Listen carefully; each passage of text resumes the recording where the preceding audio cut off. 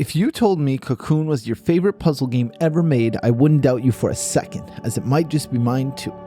Cocoon is a smooth, seamless, third-person, top-down view, fluid, boss battles only, no deaths, tight, simple but amazingly complex, visual masterpiece, analog stick plus one action button only, masterfully paced, you play as a bug, continuously expanding, mostly calming, expertly guiding you along without saying a single word, fantastic puzzle game, and I think you should give it a shot. I played through Cocoon on the Xbox Series X console through my GamePass subscription in just about 6 hours, and I had a great time. Cocoon was developed by Geometric Interactive, a small independent game studio based in Copenhagen, Denmark. The studio was founded by former Playdead employees Jep Carlson, who was the lead gameplay designer on titles such as Limbo and Inside, and programmer-composer Jacob Smid, who worked on Inside as well as other titles. While Cocoon is the first game from Geometric Interactive, Jep and Jacob have already made their mark in the gaming world and have very much defined their style and intended gameplay experience well.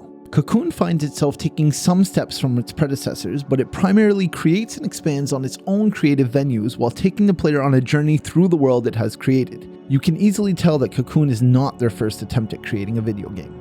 Cocoon is a game that brings you in and doesn't let you go until it's shown what it wants to show. It begins introducing its concepts slowly, teaching you its secret language. Your main puzzle solving tool are orbs. You can pick them up and put them down. They create temporary bridges, power lifts, unlock a button for pressing, and much more. There's one simple rule that the rest of the puzzles are based on. You can only carry one orb at a time. There's only one button on your controller to use throughout the entire game, and it's the action button. But then, things go a step further.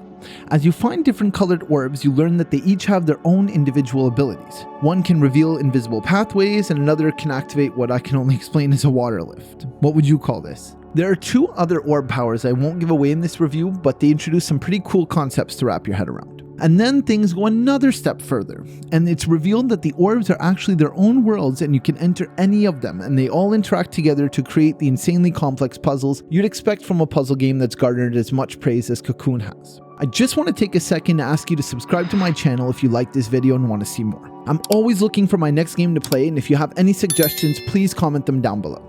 Cocoon slowly introduces you to its concepts while forcing you to learn them to progress, and the way the puzzles are created ensures your full understanding all along the way. You can't glitch or mistake your way out of something. Cocoon patiently and masterfully uses every second to teach you concept after concept until you're in the endgame juggling 4 different worlds and all the different abilities to do exactly what the game wants you to do, and yet not a single word is spoken or written anywhere in the whole game. Sure, there's a title screen, bare bones pause menu, and an options screen, but these are mostly unneeded and most gamers won't even visit them. The actual gameplay is as wordless as a sunset. Every concept is taught through action and events. The areas you're not supposed to go back into have been subtly closed off while you weren't looking, and so was that stand for your orb that you needed during the last puzzle. After a while, you begin to understand the language of the game and you are fluently conversing with it. They set up the space for you and then you get through it. If you can't leave, it's because everything you need is there already. If you can leave, you probably should, as you might need to bring back a specific item or this puzzle isn't ready for you yet. Cocoon gives you the impression of being watched. Everything you're doing is correct, and if you're doing things incorrectly, you simply can't move forward. Throughout the game, the puzzle concepts expand more and more. There are symbols you have to find in the environment and input in the correct order, bugs you have to free and utilize to unlock new paths, gargantuan doors to other worlds, in and out portal type pathways to take advantage of, and even boss battles. Now, I won't dive into the boss battles for spoilers' sake, as the game is really worth trying out, but they are unique and fun encounters. You can fail a boss battle, but there's no real consequence for doing so, as you just get pulled out of the fight and then you could walk right back in.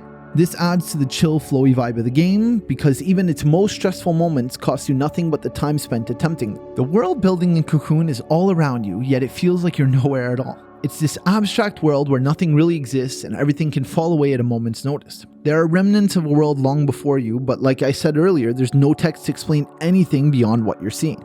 There is actually a collectible in the game called Moon Ancestors. These are given their name through achievements, and you just end up running into them holding the action button on the circle on the ground like you do all over the game, and then they fly away. You get to see them at the end of the game, but there's nothing really beyond that. I went back and collected all of these after I missed a couple throughout my playthrough because I had heard about a secret ending, but the secret ending is actually way deeper than just finding all the Moon Ancestors, and I didn't end up going for it. My memorable moment is more of a general statement of the entire game. There's no room for you to break the game, misunderstand something, or even backtrack too far. That's always been my most hated thing of any puzzle game. If you're stuck in Cocoon, it's because you can't figure out what they want you to figure out, and that's all. You didn't miss anything. Keep banging your head against the wall. It's a linear puzzle game, and that's why I think it's so great. The puzzling part of the puzzles are there without being impossible. You can't miss something you were supposed to notice or grab 20 minutes ago. You can't even leave something behind. Everything you're doing is precisely what you're supposed to do, and it's up to you to figure it out. The game is truly about learning the new mechanics and using them in increasingly complex ways. Okay, but as for a real memorable moment, for me the boss battles were amazing, and the white orb that you get later on in the game was really entertaining. But for an actual moment that I can go into detail about, the little robots that follow you around and you have to solve puzzles with are really cool. And I don't really want to spoil a puzzle solution, so I won't, but for those in the know, the gravity puzzle actually took me forever and I felt really accomplished when I got it. But they got me because it was such a simple solution, I couldn't just wrap my head around it for the longest time. Cocoon is a beautifully crafted puzzle game. It confidently brings the player into its world and teaches them its concepts through actions and events. The design of the puzzles makes sure the player is never overwhelmed while trusting them enough to understand all the different mechanics at play. The world building is stunning, and the game's lack of text allows the player to experience the world for themselves without being told what to think or feel. Cocoon is a game that is well worth playing, and I'd love to hear what you thought of it in the comments below. Thanks for watching to the end, and subscribe to the channel for more videos like this.